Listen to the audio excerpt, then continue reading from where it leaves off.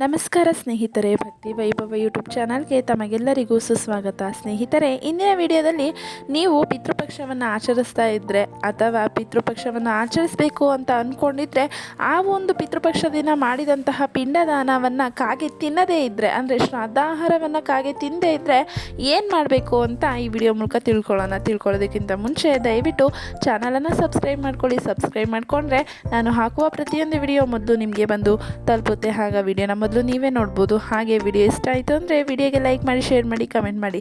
ಸ್ನೇಹಿತರೆ, ಪಿತೃಪಕ್ಷ 2025ರ ಶ್ರಾದ್ದಾಹಾರವನ್ನು ಕಾಗೆ ತಿನ್ನದೇ ಇದ್ದರೆ ಏನು ಮಾಡಬೇಕು ಅಂತ ಅಂದರೆ, ಪಿತೃಪಕ್ಷದ ಅವಧಿಯಲ್ಲಿ ಶ್ರಾದ್ದ ಕಾರ್ಯವನ್ನು ಮಾಡುವಾಗ ನಾವು ಕಾಗೆಗಳಿಗೆ ಆಹಾರವನ್ನು ನೀಡುವುದು ವಾಡಿಕೆ ಅಂತಲೇ ಹೇಳ್ಬೋದು. ಹೌದು ಸ್ನೇಹಿತರೆ, ಆಹಾರವನ್ನು ಬಂದುಬಿಟ್ಟು ನಾವು ಎಡೆ ಇಟ್ಟಿರ್ತೀವಲ್ಲ, ಆಹಾರ ಬಂದುಬಿಟ್ಟು ಕಾಗೆಗಳಿಗೆ ನಾವು ನೀಡ್ತೀವಿ. ಆಗ ಶ್ರಾದ್ದಾಹಾರವನ್ನು ಕಾಗೆಗಳು ಸೇವಿಸಿದಾಗ ಮಾತ್ರ ಅದು ಪರಿಪೂರ್ಣವೆನಿಸಿಕೊಳ್ಳುತ್ತದೆ. ಹಾಗೆ ಪಿತೃಪಕ್ಷದಲ್ಲಿ ಶ್ರಾದ್ದದ ಆಹಾರವನ್ನು ಕಾಗೆ ತಿನ್ನದೇ ಇದ್ದರೆ ನಾವು ಅಂಥ ಸಮಯದಲ್ಲಿ ಏನು ಮಾಡಬೇಕಪ್ಪ ಅಂತ ಅಂದರೆ, ನೀವು ಈಗಾಗಲೇ 2025ರ ಪಿತೃಪಕ್ಷ ಪ್ರಾರಂಭವಾಗಿದೆ ಅಲ್ವಾ. ಅಂದರೆ ಈ ವರ್ಷದ ಪಿತೃಪಕ್ಷವು ಸೆಪ್ಟೆಂಬರ್ 7ರಂದು ಭಾದ್ರಪದ ಪೂರ್ಣಿಮಾದಿಂದ ಪ್ರಾರಂಭವಾಗಿದ್ದು ಸೆಪ್ಟೆಂಬರ್ 21ರಂದು ಮಹಾಲಯ ಅಮಾವಾಸ್ಯೆಯ ದಿನ ಮುಕ್ತಾಯಗೊಳ್ಳುತ್ತದೆ. ಈ 15 ದಿನಗಳ ಪವಿತ್ರ ಸಮಯದಲ್ಲಿ ಪಿತೃಗಳಿಗೆ ಶ್ರಾದ್ದ, ತರ್ಪಣ ಹಾಗೂ ಪಿಂಡದಾನವನ್ನು ಮಾಡಲಾಗುತ್ತದೆ ಅಂತಲೇ ಹೇಳ್ಬೋದು. ಈ ಸಮಯದಲ್ಲಿ ಬ್ರಾಹ್ಮಣರಿಗೆ ಆಹಾರವನ್ನು ದಾನ ಮಾಡಲಾಗುತ್ತದೆ ಹಾಗೂ ಹಸುಗಳಿಗೆ, ಕಾಗೆಗಳಿಗೂ ಆಹಾರವನ್ನು ನೀಡಲಾಗುತ್ತದೆ. ಪಿತೃಪಕ್ಷದ ಸಮಯದಲ್ಲಿ ಕಾಗೆಗೆ ಆಹಾರವನ್ನು ನೀಡುವುದು ತುಂಬಾ ಮುಖ್ಯವಾದ ಕಾರ್ಯವಾಗಿದೆ.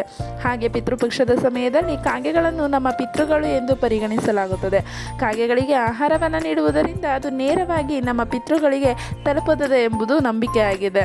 ಇದು ಪಿತೃಗಳನ್ನು ಸಂತುಷ್ಟಗೊಳಿಸುವ ಒಂದು ಮುಖ್ಯ ಮಾರ್ಗವಾಗಿದೆ ಅಂತಲೇ ಹೇಳ್ಬೋದು. ಪ್ರಸ್ತುತ ದಿನಗಳಲ್ಲಿ ಕಾಗೆಗಳು ತುಂಬಾ ವಿರಳವೆನ್ನಬಹುದು. ಒಂದು ವೇಳೆ ಪಿತೃಪಕ್ಷದ ಸಮಯದಲ್ಲಿ ಕಾಗೆಗಳಿಗೆ ಆಹಾರವನ್ನು ನೀಡಲು ಕಾಗೆಗಳು ಸಿಗದೇ ಇದ್ದಾಗ ಆವಾಗ ನಾವೇನು ಮಾಡಬೇಕಪ್ಪ ಅಂತ ಅಂದರೆ, ನಾವಿಟ್ಕೊಂಡು ಕಾಗೆಗಳಿಗೆ ನಮ್ಮ ಪಿತೃಗಳು ರೂಪ, ಅಂದರೆ ಕಾಗೆಗಳೇನೇ ಪಿತೃಗಳ ರೂಪ ಅಂತಲೇ ಹೇಳ್ಬೋದು. ಅಂದರೆ ಧಾರ್ಮಿಕ ನಂಬಿಕೆಗಳ ಪ್ರಕಾರ ಕಾಗೆಗಳು ಯಮರಾಜನ ಸಂಕೇತವೆಂದು ಕರೆಯಲಾಗಿದೆ. ಪಿತೃಪಕ್ಷದಲ್ಲಿ ಕಾಗೆಗಳು ನಮ್ಮ ಮನೆಯ ಸುತ್ತಮುತ್ತ ಸುತ್ತಾಡಿದರೆ ಅಥವಾ ನಾವು ಕಾಗೆಗಳನ್ನು ನೋಡಿದರೆ ಅದನ್ನು ನಮ್ಮ ಪಿತೃಗಳು ಎಂದು ಹೇಳಲಾಗುತ್ತದೆ. ಅದು ಪಿತೃಗಳು ಮತ್ತು ಅದು ಸುತ್ತ ಇರುವುದರ ಸಂಕೇತವಾಗಿರುತ್ತದೆ. ನಾವು ಪಿತೃಪಕ್ಷದಲ್ಲಿ ಕಾಗೆಗಳಿಗೆ ಆಹಾರವನ್ನು ನೀಡದೇ ಇದ್ದರೆ ನಮ್ಮ ಪಿತೃಗಳು ನಮ್ಮ ಮೇಲೆ ಕೋಪಿಸಿಕೊಳ್ಳುತ್ತಾರೆ ಹಾಗೂ ಅವರ ಅಸಮಾನದಿಂದ ನಾವು ಸಾಕಷ್ಟು ಸಮಸ್ಯೆಗಳನ್ನು ಎದುರಿಸಬೇಕಾಗುತ್ತದೆ. ಹಾಗೆ ಶ್ರಾದ್ದಾಹಾರವನ್ನು ಕಾಗೆ ಮುಟ್ಟದೇ ಇದ್ದರೆ ಅಥವಾ ಕಾಗೆ ಬಾರದೇ ಇದ್ದರೆ ನಾವು ನಮ್ಮ ಹಿಂದೂ ಶಾಸ್ತ್ರದಲ್ಲಿ ಕಾಗೆಗಳನ್ನು ಪಿತೃದೀತರು ಎಂದು ಉಲ್ಲೇಖಿಸಲಾಗಿದೆ. ಪ್ರಸ್ತುತ ಆಧುನಿಕ ತಂತ್ರಜ್ಞಾನಗಳ ಬಳಕೆಯಿಂದಾಗಿ ಕಾಗೆಗಳು ನಿರ್ನಾಮ ಹೊಂದುತ್ತಿರುವುದನ್ನು ನಾವು ಗಮನಿಸಬಹುದಾಗಿದೆ. ಪಿತೃಪಕ್ಷದ ಅವಧಿಯಲ್ಲಿ ಕಾಗೆಗೆ ಆಹಾರವನ್ನು ನೀಡುವುದು ಒಂದು ವಾಡಿಕೆ ಅಂತಲೇ ಹೇಳ್ಬೋದು.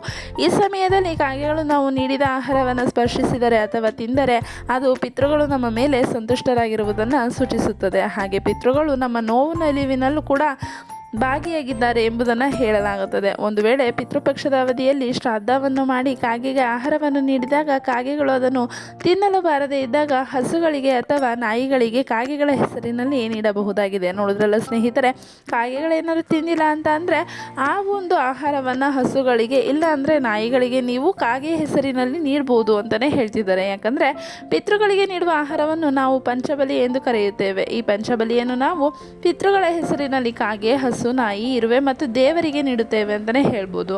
ಹಾಗೆ ಶ್ರಾದ್ದದಲ್ಲಿ ಕಾಗೆಗಳಿಗೆ ಆಹಾರ ನೀಡುವ ಸಂಪ್ರದಾಯ ಆರಂಭವಾಗಿದ್ದು ಹೇಗಪ್ಪ ಅಂತಂದರೆ, ಒಂದು ದಂತಕಥೆಯ ಪ್ರಕಾರ ತ್ರೇತಾಯುಗದಲ್ಲಿ ಇಂದ್ರನ ಮಗ ಜಯಂತನು ಕಾಗೆ ರೂಪವನ್ನು ತೆಗೆದುಕೊಂಡು ತಾಯಿ ಸೀತೆಯನ್ನು ಕುಕ್ಕಲು ಮುಂದಾಗಿರ್ತಾರೆ. ನಂತರ ಭಗವಾನ್ ಶ್ರೀರಾಮನು ಒಣಹುಲ್ಲಿನಿಂದ ಮಾಡಿದ ಬಾಣದಿಂದ ಅವನನ್ನು ಹೊಳೆಯುತ್ತಾರೆ. ನಂತರ ಕಾಗೆ ಕ್ಷಮೆಯಾಚಿಸುತ್ತೆ ಮತ್ತು ಭಗವಾನ್ ರಾಮನು ಅವನಿಗೆ ಇಂದಿನ ಪೂರ್ವಜರಿಗೆ ಕಾಗೆಗಳ ಮೂಲಕ ಮಾತ್ರ ಮೋಕ್ಷ ಸಿಗುತ್ತದೆ ಎನ್ನುವ ವರವನ್ನು ನೀಡ್ತಾರೆ. ಅದಕ್ಕೋಸ್ಕರ ಪಿತೃಪಕ್ಷದಲ್ಲಿ ಶ್ರಾದ್ದ ಕಾರ್ಯ ಮಾಡುವಾಗ ಕಾಗೆಗಳಿಗೆ ಆಹಾರವನ್ನು ನೀಡಲಾಗುತ್ತದೆ ಅಂತಲೇ ಹೇಳ್ಬೋದು. ಈ ಸಮಯದಲ್ಲಿ ನಮಗೆ ಕಾಗೆಗಳು ಸಿಗದೇ ಇದ್ದಾಗ ನಾವು ಆಹಾರವನ್ನು ಹಸು, ನಾಯಿ, ಇರುವೆಗಳಿಗೆ ನೀಡಬಹುದು ಅಂತಲೇ ಹೇಳ್ತಿದ್ದಾರೆ. ಇದರಿಂದಾಗಿ ಕೂಡ ನಾವು ಕಾಗೆಗಳಿಗೆ ಆಹಾರ ನೀಡಿದಷ್ಟೇ ಪುಣ್ಯವನ್ನು ಪಡೆದುಕೊಳ್ಳಬಹುದು ಅಂತಲೇ ಹೇಳ್ತಿದ್ದಾರೆ. ನೋಡಿದ್ರಲ್ಲ ಸ್ನೇಹಿತರೆ, ನೀವು ಕಾಗೆಗಳು ಸಿಗಲಿಲ್ಲ ಅಂತಂದರೆ ಪಂಚಬಲಿ ಅಂದರೆ ಹಸು, ನಾಯಿ, ಇರುವೆ ಹಾಗೆ ದೇವರಿಗೆ ಕೂಡ ನೀವು ಕಾಗೆಗಳ ಹೆಸರಿನ ರೂಪದಲ್ಲಿ ಆಹಾರವನ್ನು ನೀಡಬಹುದು ಅಂತಲೇ ಹೇಳ್ತಿದ್ದಾರೆ. ಇದರಿಂದ ನಮ್ಮ ಪೂರ್ವಜರು ಸಂತುಷ್ಟರಾಗ್ತಾರೆ, ಅಂದರೆ ಸಂತೋಷಗೊಳ್ತಾರೆ. ಇಲ್ಲಾಂದರೆ ಅವರ ಕೋಪಕ್ಕೆ ನಾವು ಗುರಿಯಾಗಬೇಕಾಗತ್ತೆ, ಸಾಕಷ್ಟು ಸಮಸ್ಯೆಗಳನ್ನ ನಾವು ಎದುರಿಸ್ಬೇಕಾಗತ್ತೆ ಅಂತಲೇ ಹೇಳ್ತಿದ್ದಾರೆ. ನೋಡಿದ್ರಲ್ಲ ಸ್ನೇಹಿತರೆ, ಈ ಒಂದು ಮಾಹಿತಿ ನಿಮಗೆ ಇಷ್ಟ ಆಗಿದೆ ಅಂತ ಅನ್ಕೊತೀನಿ. ಇಷ್ಟ ಆಗಿದರೆ ದಯವಿಟ್ಟು ವಿಡಿಯೋಗೆ ಲೈಕ್ ಮಾಡಿ, ಶೇರ್ ಮಾಡಿ, ಕಮೆಂಟ್ ಮಾಡಿ, ಹಾಗೆ ದಯವಿಟ್ಟು ಚಾನಲನ್ನು ಸಬ್ಸ್ಕ್ರೈಬ್ ಮಾಡ್ಕೊಳ್ಳಿ. ವಿಡಿಯೋ ವೀಕ್ಷಿಸಿದ್ದಕ್ಕಾಗಿ ಧನ್ಯವಾದಗಳು.